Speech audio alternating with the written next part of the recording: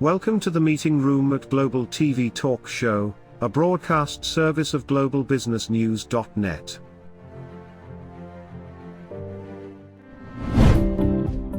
This episode from the meeting room of Global TV Talk Show is brought to you by The Bridge School, the accredited international online private school of choice, at bridgek12.org. Porch Light Rental and Destination Services. Reduce your renter lump sum or managed relocation costs.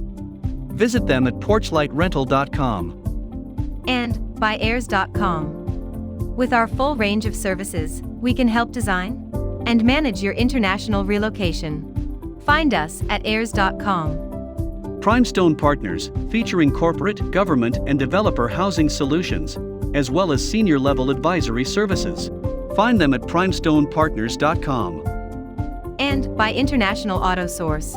We are the vehicle experts for expats, featuring all major brands of automobiles with flexible solutions and financing. On the web at intlauto.com. Become a global player in your field. Cross Culture to Go provides virtual support for your global business and career success. We can help you thrive in 140 plus countries and markets. On the web at crossculturetogo.com. Hi, this is Ed Cohen, your broadcast host on Global TV Talk Show. This is a news service of globalbusinessnews.net, which has been around since '03. Google Analytics has tracked 1.2 million reader page views on the sites of globalbusinessnews.net. More recently and more accurate, Global TV has started because of COVID. It started in April of 2020. And Google Analytics has measured a little over 100,000 reader page views on Global TV Network since then, including about 25,000 from January 1, 2021 up through May 10. So thank you for tuning in. Our very special guest today is Tessa Boone, who's a global mobility manager for the Ford Motor Corporation. Thank you for coming. Thanks for having me. I'm really honored to have this opportunity to speak with you. Let's talk a little bit about you. You've been in global mobility a very long time, right? Well, very long, Ed. That's not exactly what a lady wants to hear, right? I've been in global mobility. I've been with Ford for about 7 years. And I came to Ford with just over 10 years of experience at BMW. So I've been in this automotive manufacturing space in the global mobility area for a while now, yeah. Thank you so much for correcting me and redirecting me. So when you were with BMW, was that in the US or in Germany? It was in the US, yeah. I was located in South Carolina. So in South Carolina, in Spartanburg, South Carolina, they have a large manufacturing facility. Yeah. And had responsibility for those into that facility and out from that facility. So very much a kind of a regional, local kind of role. I did spend some time in Munich. I did live in Munich twice with the company. The first time I was there, I was with my husband who was also working at BMW, and we spent some time in Munich. And I was working as well there. And then I went on my own and did a project they asked me to assist with. And so I spent some time in Munich without my family, which is not so nice, but Munich is a lovely, lovely place. So I've been that expat, which I think is also helpful to have been on the other side of the table, basically. Good for you. That's really, that's depth. So at our 9 a.m., the show just ended, our special guest was from Munich. And okay. Yeah, her name is Birgit Reidenreich, and she's running Expat Business Club out of Munich. And so more on that later. But and we also produced a live meeting in Munich in the city, in the Marriott, probably 15 years ago. We've also produced meetings in Berlin and 4 in Frankfurt over the years. So Okay. quite familiar Yeah. with that, and always been welcomed, thankfully. COVID has impacted everything and everybody, and it's crazy making. At the same time, it's opened up avenues like this, because for 20 years, I produced a lot of meetings, over 300 live meetings in a lot of places, and was always afraid of being on camera. Doesn't look it now, but I was always afraid of it. But now I realize that it's a heck of a good vehicle for communication with people like us getting together now, and Sure. just meeting Birgit in Munich an hour ago. So wow. So let's talk about strategy going about RFPs, of course, because everything has Sure. either been on hold or it's slowed down to a crawl. And now everybody's been saying, well, we're going to wait and see. And we're not canceling, we're putting on hold. And then all of a sudden, there's like a boom, like just for an aside, here in Southern California, it's an economic boom going on. And it wasn't that way 60 days ago, which was deathly quiet. But in the last 60 days, particularly in the last 30 days, it is a madhouse, and things are just zooming, not just real estate prices, but the freeways are clogged, the Port of LA, Okay. which is all backed up, loaded with stuff coming in from Asia, and it's just a madhouse. So strategy and tactics, RFPs coming up. Can you give us a little bit of insight? I don't expect any secrets, but can you give us some insight about what's Sure. going on? Yeah. So, yeah, I agree that there were probably a lot of organizations that were kind of in a wait and see. There was a lot of uncertainty last year, and we had a lot of assignments that were planned that couldn't go through, a lot of assignments that were planned that then got canceled. We did have a major business disruption at Ford, where we actually, closed our plants, and that just doesn't happen. So there was a lot of uncertainty from a financial perspective, but now we are, moving forward in a big way. And so from a, business review perspective, at Ford, we work pretty closely with our purchasing partners and evaluate the contracts that we have with different vendor partners, with different service providers. And they will want us to go out to market every 10 years. So if we have a contract that we've had in place that we have potentially renewed once or twice, right, they really want us to do a pretty extensive market test. And so we did one of those here recently for our relocation management company. And we are about to head into one for our tax services. And both of those are pretty extensive. We have a pretty extensively outsourced program. We rely heavily on our vendor partners to service our program. And so we are gearing up. And I just wanted to share a couple of the sort of highlights of our approach to this. Thank you. What I really like about Ford's approach, again, is that relationship with purchasing that we have. And I don't expect purchasing to know my business like I do. I don't expect them to know what we need to run our program. And I don't expect them to know the vendors in the marketplace that are going to be best suited to be invited or to service our needs. But we work very closely together with them on what we call a commodity strategy. And this is, it's a purchase for Ford. It's a service contract, but it's a sizable purchase, similar to what we buy for nuts and bolts for the car. Okay, it's a commodity, and we take a really strategic, thorough, thoughtful approach to this. to make sure that we understand, what are we buying? What do we need?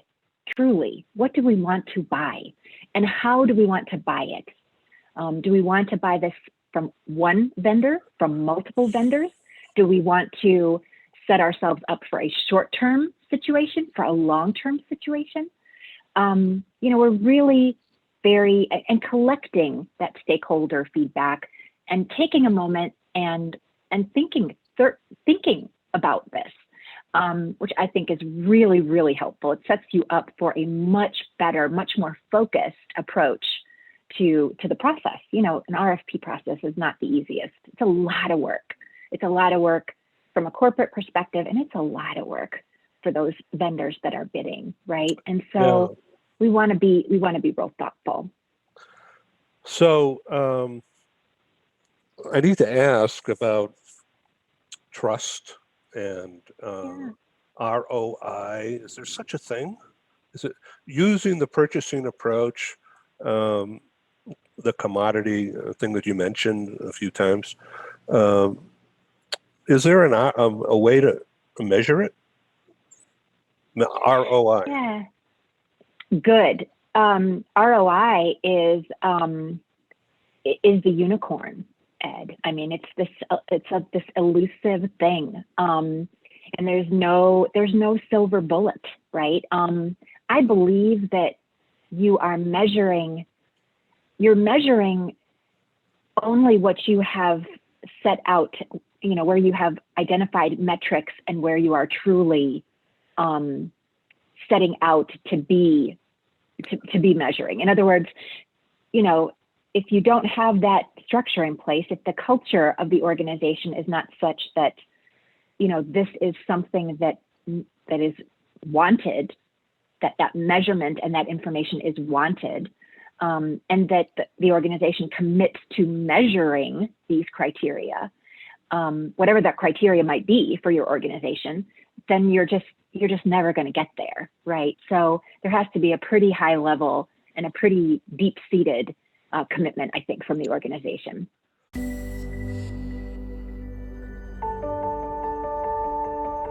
Something that's really neat is that the Bridge School partners with various organizations to provide learning for their students. For example, we partner with a major ballet company, and we are able to enroll several of their students into our school. So now not only is the student able to participate in a school and have a seamless transition while they're very active in their ballet career, but now they have other dancers that are with them that are doing some of the same courses. So it's almost becoming a camaraderie where they're taking similar courses, they're working together on their ballet, and really being able to form this great partnership with these organizations to provide a needed service. A lot of times there are student athletes who will spend hours and hours at the gym or at the basketball courts, wherever it is. And if they're attending a traditional school, they're in school from 8 to 3. They get a quick snack, and then they're at the gym for 3 to 4 hours in the evening.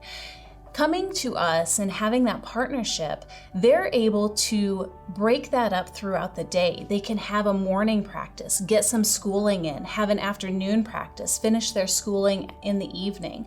So there's that flexibility. And additionally, if there are tournaments or performances, it's fantastic because if there's a week where they have shows straight through, they can take that week off of learning and then pick back up when they're done. So it offers this great flexibility. And for the program owners of these sports leagues, it is a win-win situation for them because they see this need. They see this need that their students need to make sure that they are obtaining the grades necessary to be successful adults in our country and in other countries.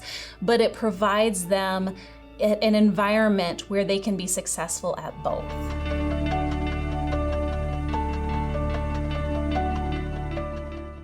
So a lot of the ROI, particularly regarding assignments, is like defining up front what's the objective and what are the points of measuring, scoring, and then capturing that person's new skill set and applying it somewhere else, which could include that transferee becoming a mentor for the person that follows along to continue that work as the assignee moves on to another. Sure. As examples, right? There's, some organizations will do objective setting. Some will do budgets, right? If that person is responsible for saving money in a purchasing role to the tune of XYZ, and if they had not gone on assignment, then that savings potentially would not have happened, right? There's different sorts of, based on the role the person plays, based on the way the organization is set up, there's certainly different ways of setting those objectives. But yes, there has to be measurables, right? You've got to have something that structure in place, and of course, make the commitment across the organization consistently, fairly, equitably to do that. And different business units don't always see, the same value in that. And so it's not always an easy conversation, right, to do that. So the voice of the customer is something that I know you like. So got an itch here, I'm sorry. The voice of the customer is the transferee, is that right? Well, not always. We have many customers, I think, within the talent mobility space. We work closely with various members of Total Rewards. We belong to Total Rewards. I also work very closely with other members of the HR community, HR leadership within Ford. And yes, there's also the supervisors, ultimately, of what we call people leaders, for those employees. And then there's the transferees, the employees themselves, and potentially candidates that are not yet in our process, but would like to be. We've got bunches of customers, I think, for our products and services. What about single point of contact? Is there such a thing in an organization the size and scope of Ford? Are the transferees all coming to you, or are there other business partners involved? It's always been a complaint. Yeah. There's a sweet spot in there, right? I don't want them all coming to me, Ed, because, right, I wouldn't sleep. There wouldn't be enough hours in the day.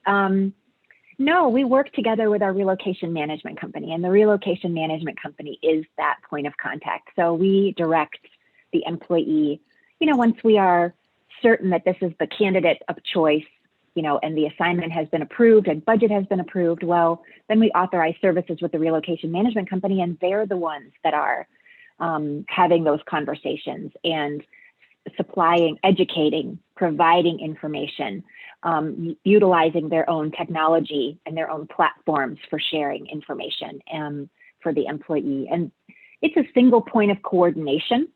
I don't think that it can be a single point of contact because there are different parties involved. It takes a village, right, to move someone abroad. And so it doesn't really make sense that it's just one person. That one person doesn't have the level of expertise necessary for immigration for that market, or for tax consulting for that market, or is certainly not as knowledgeable about the on-the-ground services and about the housing market as someone from a destination service provider. So, a single point of contact, I'm not sure. Single point of coordination, though, is certainly our goal. Interesting. So I don't know who your primary RMC is, and I don't need to know right now, but I would assume that you embody the culture of Ford, and you relay that culture to your RMC. So the RMC absorbs your culture and then finds somebody in that RMC to be that operative relating to the transferee, right? Yes, agreed. We did very in the implementation as well as continued activity. We have actual culture training that we provide. We have materials that we share with our relocation management company that says, this is Ford, this is who we are, this is what we believe in, this is what our employees know, these are our truths, these are our values. Yes, absolutely. They're an extension of our team, Ed. We need them to be aligned with what we're sharing and what we're communicating to the employees. Interesting ways of doing things. So DE&I understand that's one of your pet things. So love it. Yeah. Tell me more about that from your view. Yes. So we have as one of our values at Ford, care for each other, and it's part of our business strategy ultimately. And so there's a lot of really great work that has been done and that continues to be done at Ford in regards to diversity, equity, and inclusion. And we are, connected to that or connecting ourselves to that in the way that we are looking at our policy, in the way that we are looking at benefits, and in the way that we are looking at different processes, how things are communicated, what kind of accommodations and considerations can be made basically to increase opportunity. We realize that there are certain groups within our organization that may not have the opportunity to go abroad. They may not feel that this is something that they could do or could consider, or they may not be always considered from the business perspective. And so we want to ensure that our products and services, that what we do, how we structure our program, is open to that and accommodating to that. So with the advent of electric cars, like the electric Ford 150, it's in the news today. Lightning, yes, launching today. So what kind of people would be transferred in normal times, relocated to handle that product?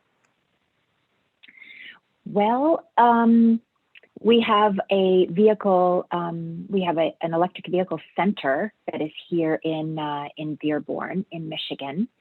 Ultimately, the talent that we are bringing into the organization, either permanently or temporarily, right, through global mobility, would be coming in to work within that team and within that center. We are competing with many other tech companies and other automotive manufacturing companies for that talent. It's hot, high demand, hot talent that we're looking for there. And so this is, definitely a group that we are, but not just for this particular vehicle. There's, a need for this type of talent, the high tech, high demand sorts of skills that is global for Ford, because we have many engineering centers outside of the United States. And so this continues to be for us within global mobility, but also from a talent perspective overall, from a total rewards perspective, a very interesting group. So let's talk about Zoom, the hybrid, work from anywhere kind of a thing. I'm sure all companies are involved in that, even a giant size corporation like Ford. But how do you really feel about working from anywhere? Tell us how you really feel. So, work from anywhere is just one of those words that gets batted around, that an expression that's just out there right now. And I would say that this is not necessarily a commitment that Ford is making right today. I don't know if it will be one day. Come and work for Ford. You can work from anywhere, right? That's not something that we are, saying today. We realize that there is an evolution of work happening, Ed. It is, undeniable. We have the way that work is being done and the way that and where we are able to do that work is changing. And so we have to understand what that means for our organization. And so we are engaged from a global mobility perspective in that discussion. And there is a task force that is working through that at Ford. And, we are looking more at intra-country right now. If the role that you have, for example, is such that you could really perform that role working from home, that there really is not a need for you to be physically within an office space, collaborating with others necessarily in person, and that the technology that we have today would enable you to do your job remotely to 100%. And you basically say, I really feel like I want to live in Colorado, or, I have a summer home in Florida, or, what does that look like for Ford? How can we manage compliance from that perspective? But we're really not necessarily entertaining the international, that cross-border remote working right now. It is, that requires a bit more structure, a bit more planning, a bit more involved conversations at very high levels, because that is, putting the company at a much higher risk ultimately. And so that's really not something that we're focused on today. Will we in the future? Potentially. I don't think we can avoid it, but it's not something that we're actively working on today. So one of the concepts in other companies that I've been speaking with is that they would want somebody in Shanghai or in India or in Brazil to work for their company, and they don't want to pay for any transfers. So you work from home and we'll figure it out. Okay. And they give them more budget for equipment and connectivity, and there's the corporate culture about what not to do and how to look and that kind of thing. So, but for a large organization such as Ford, I can see that there's that, but then there's the Ford way of doing things. And, we've got to be really clear about what we're doing. Yeah. Makes sense. It's also too that, Ford is a manufacturing facility. So, a manufacturing company. We make things, big things, and complex things. And that requires place-dependent employees. You can't make a car from your summer home in Florida. So, we have a large portion of our population that would never be eligible for this kind of work. And so we then have to also consider that as we are looking at when would it be appropriate? How do we evaluate those positions? How do we understand the notion of innovation and collaboration and being in a space together and sharing ideas physically in a room with other people? How do we understand that? And so that's all part of that discussion, right? Well, thank you, Tessa. This has really been a fast 30 minutes or so, and I've learned a lot. Speed round. And I'm sure our audience out there across the next year will find this specific recording as a go-to resource for their own thinking. So thank you. Well, thank you for having me, Ed. It was a pleasure. Yeah. Okay. So this is Tessa Boone, Global Mobility Manager for Ford, and this is Global TV. Thank you, Tessa. Really appreciate you. All right. Take care now. Bye-bye. Thanks. Thank you for joining us in the meeting room at Global TV Talk Show. Have a wonderful day, and stay safe.